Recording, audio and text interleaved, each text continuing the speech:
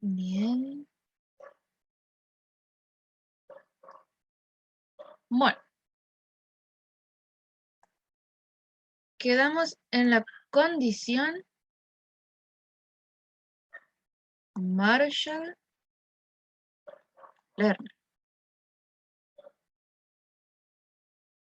Bien, ya habíamos visto el mercado de bienes, cómo cambió, cómo cambiamos de graficar Z a graficar Z', que es así como yo la llamé para que entiendan la transformación que tuvo la curva inicial que veíamos en la unidad 2. Entonces, vamos a graficar esta, que sería Z', que es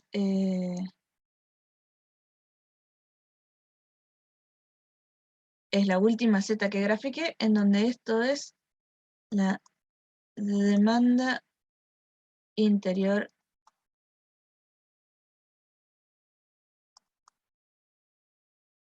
de bienes, que considera las exportaciones netas. Bien. Cuando graficamos la balanza comercial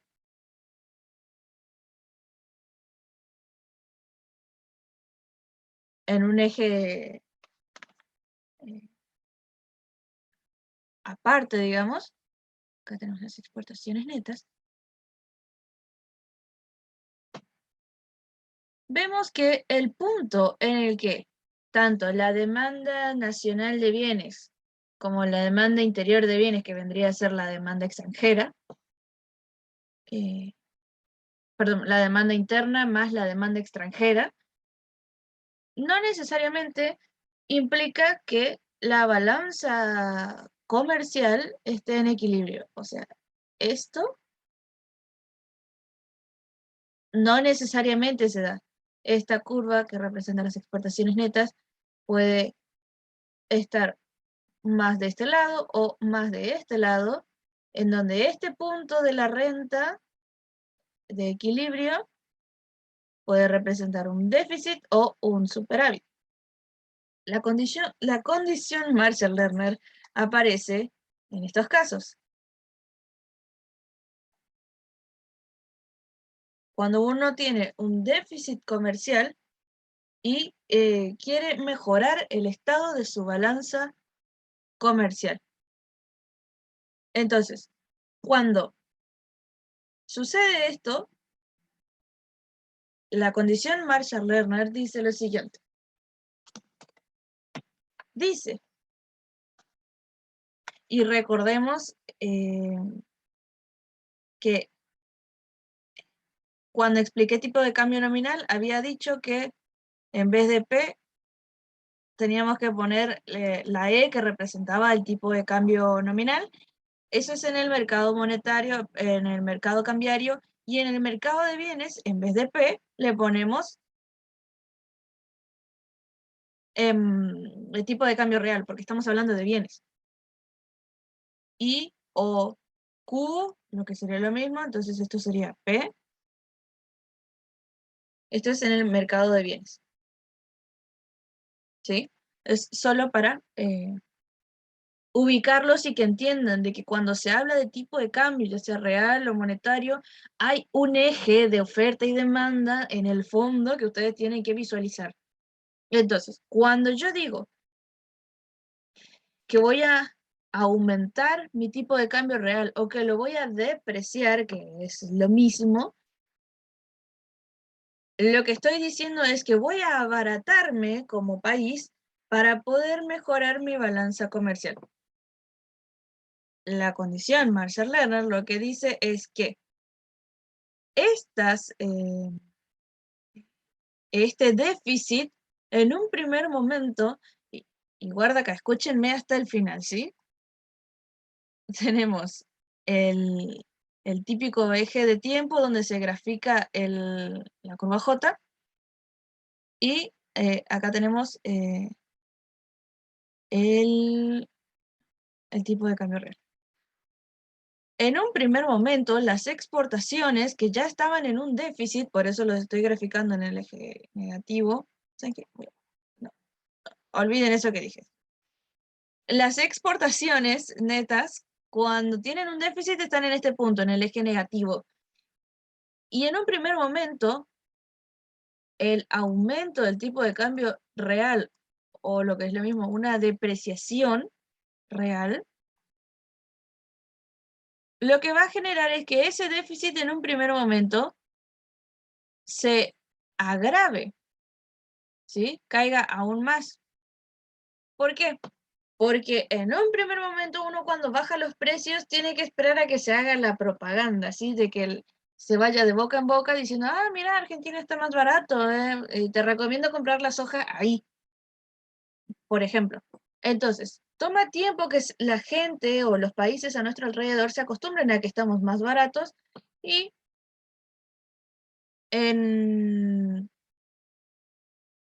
y eso genera un aumento del déficit comercial. Y la teoría dice que con el paso del tiempo,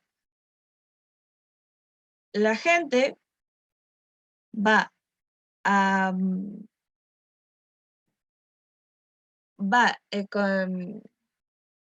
ay, no me sale la palabra, no es continuamente, sino que lentamente, pero progresivamente, van a ir comprándonos más a nosotros. Al comprarnos más, significa que nuestra,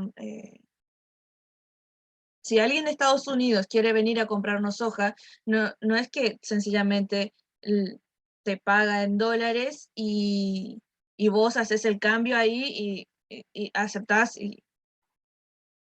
sino que tenés que cambiar tus dólares por pesos, con esos pesos recién compras la soja y hay como una demanda de nuestra moneda. Al haber más demanda de nuestra moneda, el tipo de cambio real se aprecia, haciendo que progresivamente nuestra moneda se haga más cara y por lo tanto nuestros bienes a nivel internacional, en comparación con otros países que venden los mismos bienes, eh, como que volvamos al precio de mercado normal, digamos.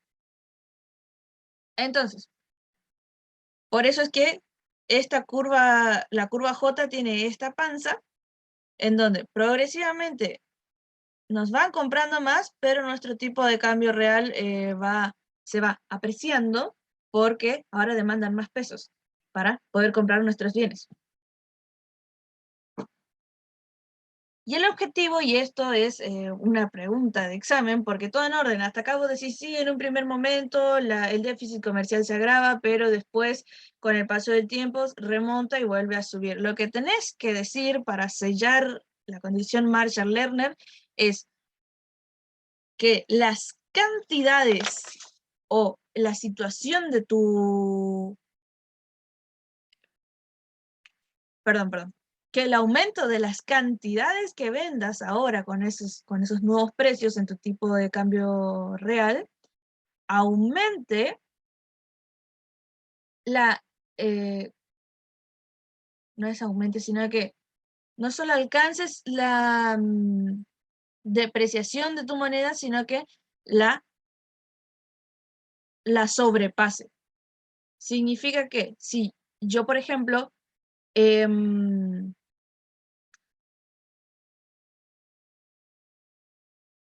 no se trata solo de cantidades, sino de cantidades considerando su precio, ¿sí?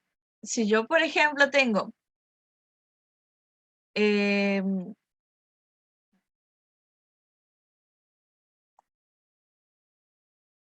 tengo 10 tomates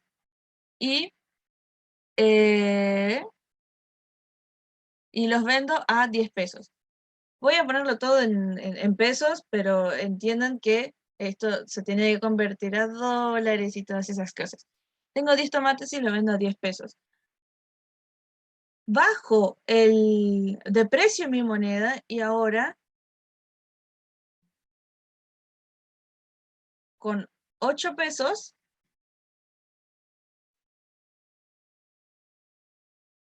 a ver, a ver, a ver. No quiero decir pavadas.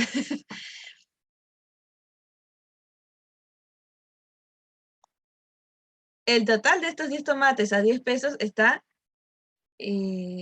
nos costaría 100 pesos. Ahora, tengo de nuevo 10 tomates, pero el precio bajó, ¿sí? Porque me hice más competitiva. Significa que ahora esta misma cantidad sale 80 pesos. Hay una diferencia de precios. Y la idea de Marshall Lerner es que vendas muchos tomates, que la cantidad de tomates que vendas compense la disminución de precios que hubo, que en este caso serían 2 pesos. ¿Se entiende? Lo que ustedes tienen que decir es que la condición Marshall-Lerner dice que con la depreciación real de la moneda se consiga con el paso del tiempo un mayor volumen en las exportaciones. ¿Para qué? Para que y que ese aumento en el volumen tiene que ser tan grande que no solo alcance, sino que sobrepase esta diferencia de depreciación real para que se gane. Y es ahí donde termina la J y lo único que nos faltaría sería el punto para la J, ¿sí? ¿Se entendió eso? Quiero saber si se entendió porque yo una vuelta le dije todo el cuentito al profesor y me decía, ¿qué más? Sí, pero te está faltando algo. Y era esta partecita que el volumen de las exportaciones aumente de tal manera que el aumento de las cantidades compense la disminución del valor de la moneda.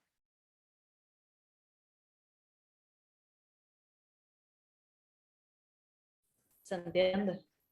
Bien, bien, bien. Bien, eso es condición Marshall-Lerner. Es uno de los temas que, si te pasan a la unidad 4, van a preguntar, o es muy, muy seguro que pregunten. Bien.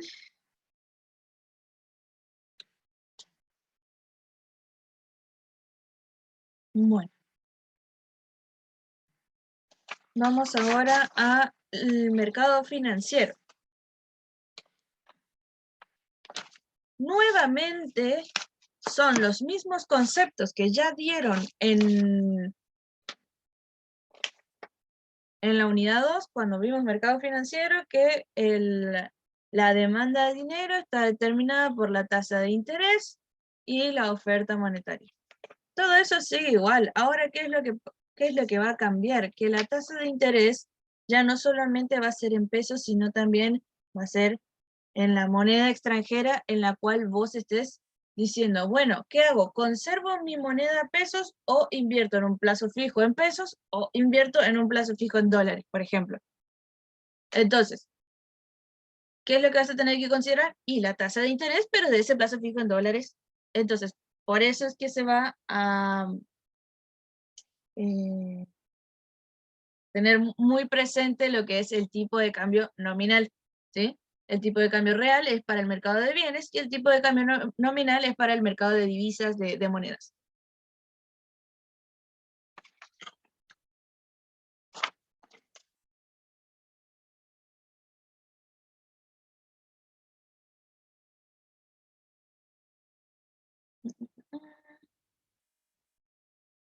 Bien, y es a raíz de esto que aparece lo que se llama la condición de paridad de los tipos de interés.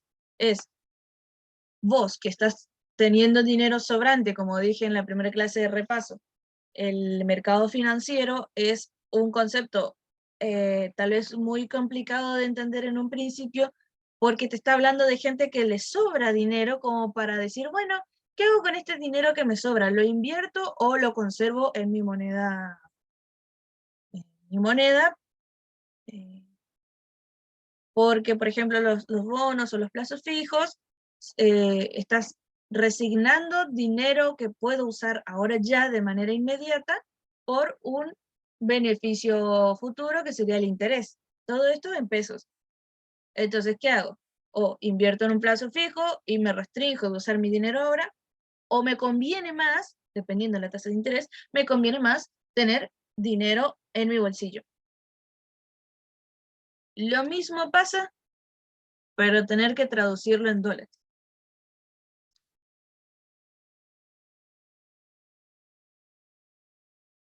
Mm, mm,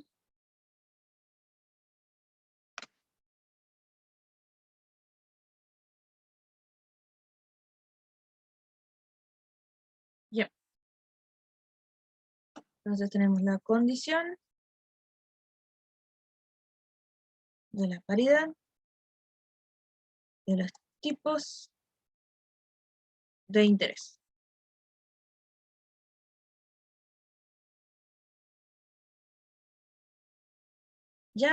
Una compañera me había dicho que explique este tema o que haga énfasis porque a ella le costaba mucho esta ecuación y la verdad sí es medio tétrica tener que verla. Encima le agregan los subíndices, y acá el T más 1 y acá T.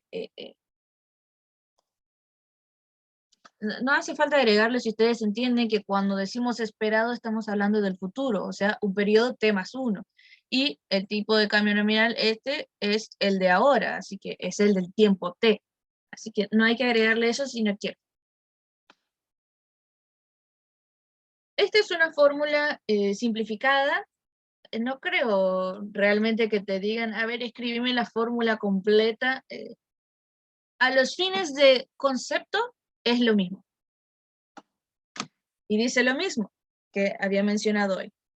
Para yo saber si invertir mi dinero o dejarlo líquido en mi bolsillo, voy a tener que saber los rendimientos.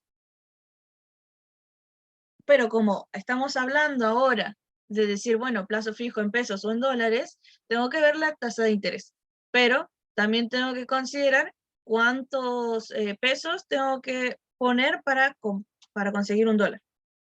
Entonces, por eso es que se hace todo esto, porque el interés vendría a ser lo que voy a ponerle, supongamos, es un plazo fijo en dólares a 90 días, y el interés es supuestamente lo que a los 90 días voy a recibir en dinero. Pero eso también, como está en dólares, va a depender del tipo de cambio. Entonces, ¿cuánto yo espero que se deprecie, por ejemplo, mi moneda? Significa, eh, ahora está 195, 195, y yo espero que al pasados estos 90 días esté 200, ¿sí? Y el interés, la tasa de interés, perdón, era más acá.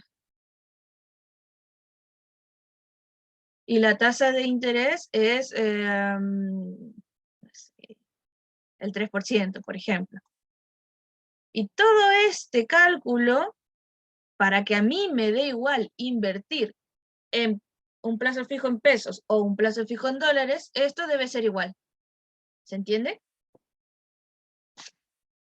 Y esto que está acá, todo esto que suele ser lo más trambólico, eh, es cuánto espero que se deprecie mi moneda. Eso nomás. Cuánto espero que se deprecie mi moneda. O sea, no tiene grandes complicaciones conceptuales, ¿sí? Y tampoco numéricas, si es que ustedes quieren ponerle números para poder decir, bueno, ahora entiendo por qué pone eh, esta depreciación, este tipo de cambio esperado y el tipo de cambio actual. Es solamente para traducirlo a pesos y así poder tomar una decisión según lo que a mí me convenga.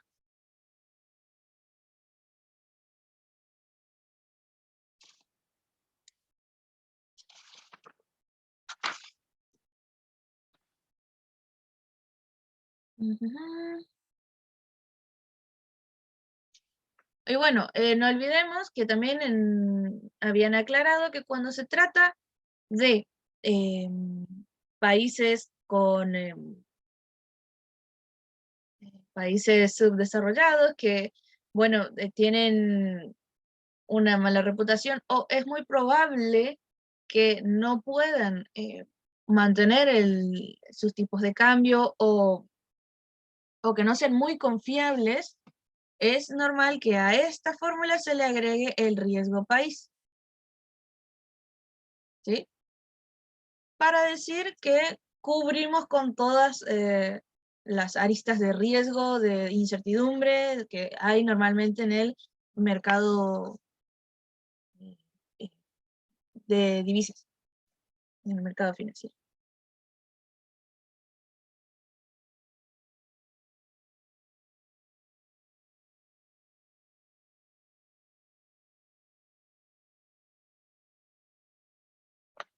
Preguntas de la condición de paridad de tipos de interés.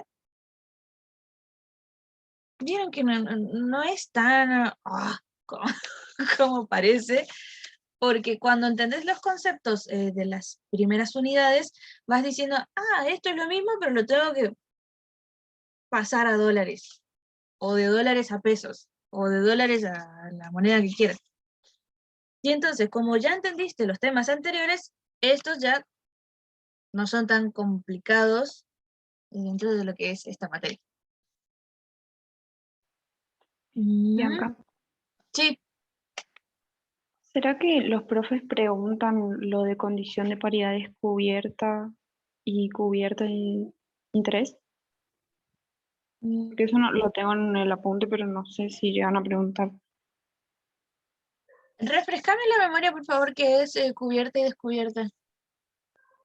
Creo que un profe había dicho en un video, y tengo anotado que la condición de paridad descubierta de interés establece que la diferencia en los tipos de interés es igual al cambio futuro esperado del tipo de cambio. Es decir, si la diferencia de tipo de interés es del 2% de la moneda con mayor tipo de interés, se debería devaluar un 2% en el futuro. Eso es descubierta.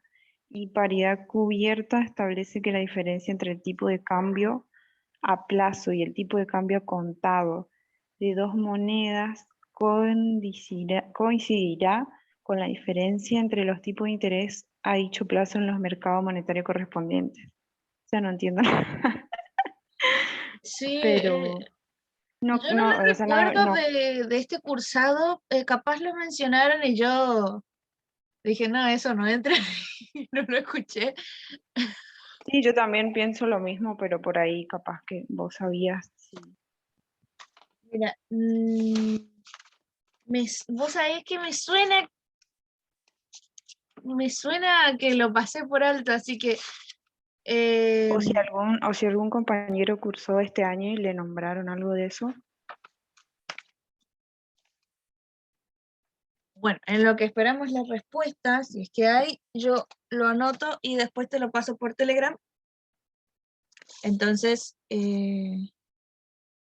a ver, condición de paridad de tipo de interés, cubierta y descubierta. Sí.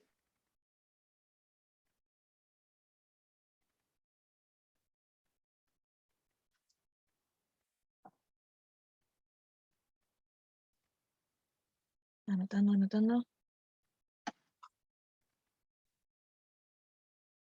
A ver, igual.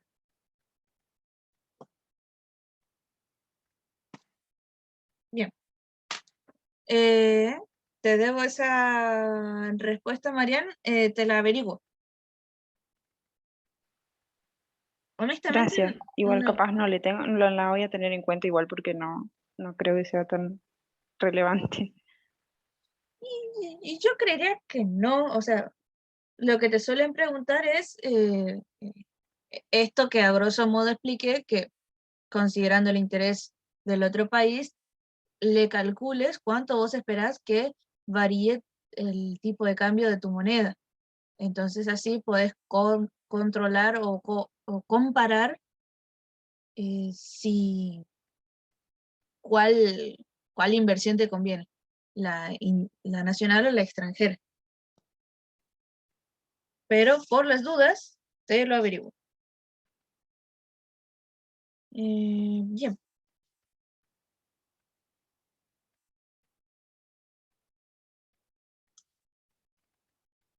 Ujú.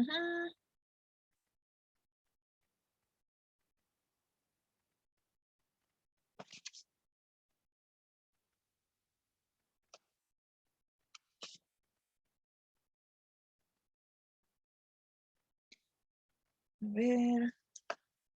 Bueno, esto a nivel de, ¿cómo es? De ecuaciones se representa así, la condición de paridad de los tipos de interés.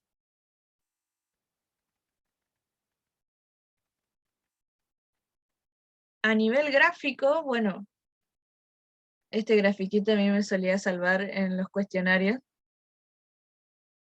porque acá graficaba el interés, el tipo de cambio, y yo sabía que de un punto del equilibrio para allá era depreciación y para allá era una apreciación.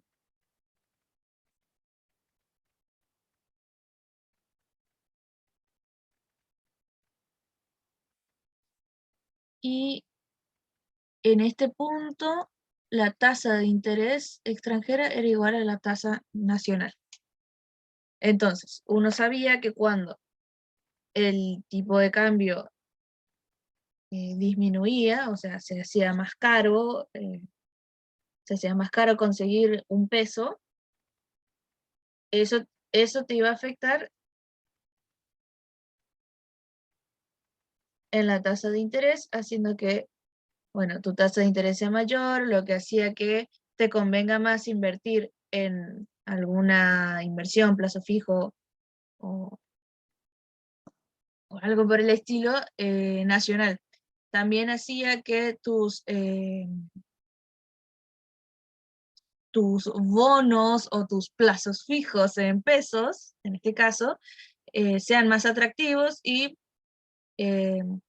por ejemplo, un estadounidense quiera venir a invertir en nuestros bonos o nuestros plazos fijos porque rinden una mayor tasa de interés que la extranjera o la internacional.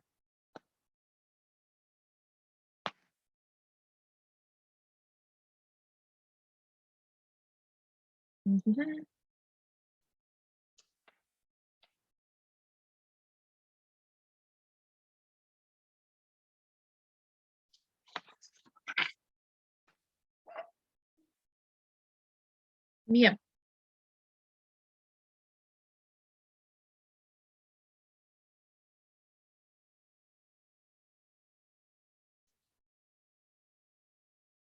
Bueno, ahora, este grafiquito indica que el mercado financiero internacional está en equilibrio, o sea, en este punto, está en equilibrio con el mercado financiero nacional. ¿Y a qué me refiero con eso?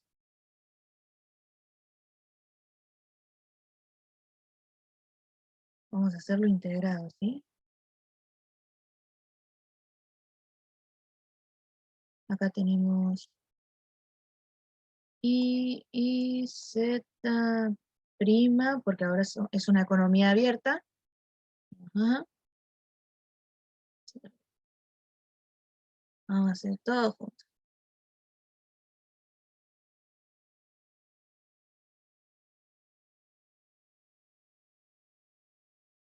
¿Pueden creer que una vez grafiqué al revés? Casi me muero. Tasa de interés.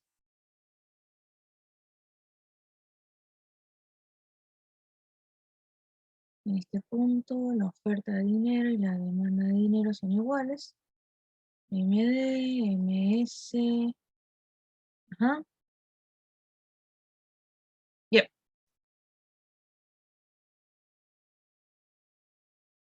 En este punto, tenemos el tipo de cambio, la tasa de interés.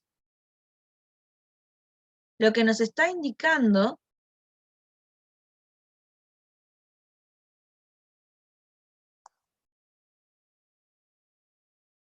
es que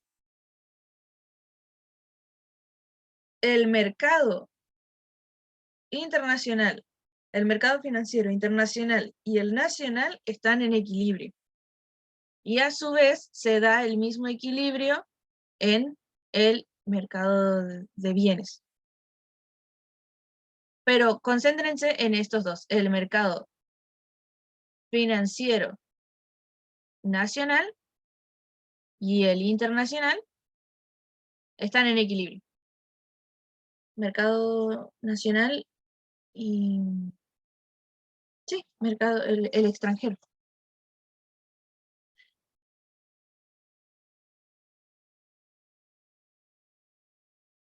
Entonces, con ese tipo de cambio que está graficado acá, tenemos el equilibrio interno y externo, ahí está, eso era lo que no me salía, interno y externo en el mercado financiero.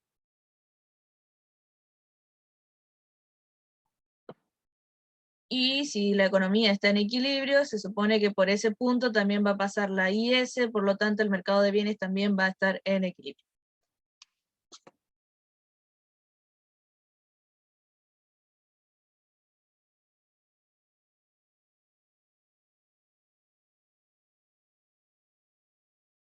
Bueno, y lo que sigue, digamos, son los efectos de las políticas fiscales y monetarias.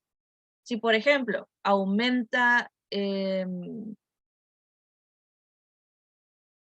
voy a hacerlo con otro color. Si, por ejemplo, hay una política fiscal expansiva, eso hace que aumente el nivel de renta de equilibrio interno, eso hace que se desplace la IS, recordemos que esto es el equilibrio interno, el modelo ISLM, el interno. Y este sería el extranjero o externo. Entonces, esto lo que va a hacer es que aumente el tipo de interés, generando una apreciación en nuestra moneda, pero el tipo de interés internacional o extranjero va a seguir siendo este. Entonces, ¿qué es lo que va a pasar? Como aumenta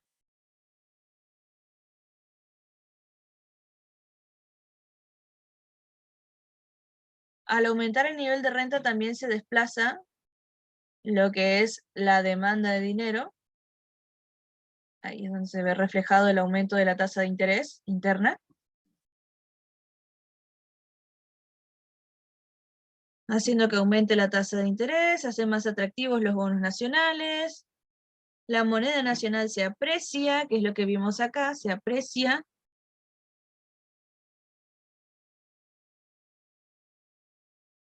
Si la tasa de interés y la apreciación son elevados, se reduce la demanda de bienes interiores. ¿Por qué? Porque la gente, los otros países ya no van a querer comprarnos bienes, porque les va a salir más caro. Sin embargo, les va a convenir mucho más invertir en algún bono o en algún tipo de inversión en nuestro país. Entonces, van a decir, no, para comprar bienes no me sale barato, la verdad me está saliendo carito. Sin embargo, eso significa que puedo invertir en Argentina. Y ahí es donde nuestros bonos, nuestros plazos fijos en pesos se hacen más atractivos.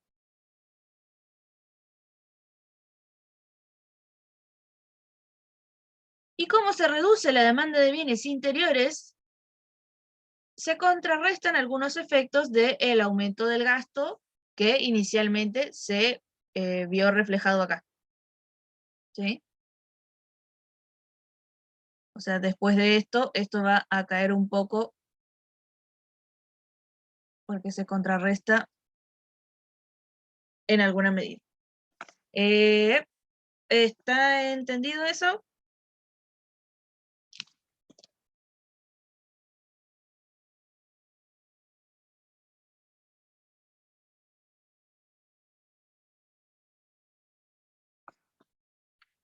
O sea que un aumento del gasto al final hace que disminuya la balanza comercial. por la misma razón que también cuando aumenta la renta de un país, van a demandar más bienes de afuera y los de afuera van a ver que como se apreció acá nuestra moneda, no les va a convenir comprar bienes. Entonces, tanto desde el punto de vista interno del país como del punto de vista externo, ese intento por generar un aumento en la demanda de bienes se va a ver contrarrestado.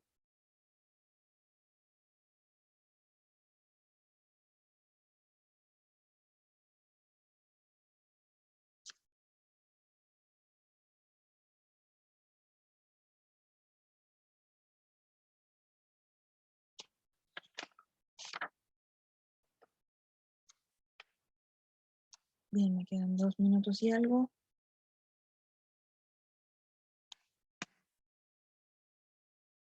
Bueno, eso es en el caso de una política fiscal expansiva. Voy a ver si me da el tiempo y hago la política monetaria expansiva.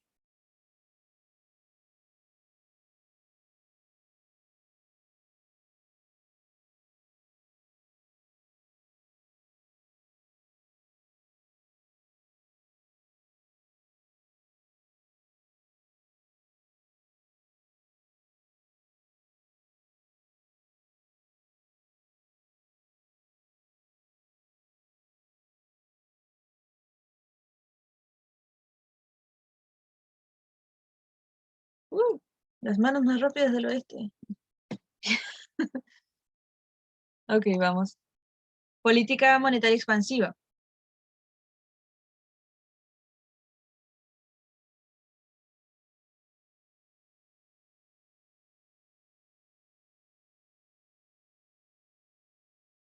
Sí.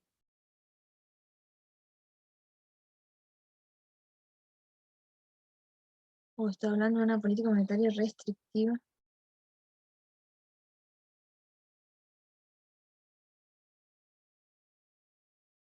Me está perdiendo el gráfico acá de la filmina.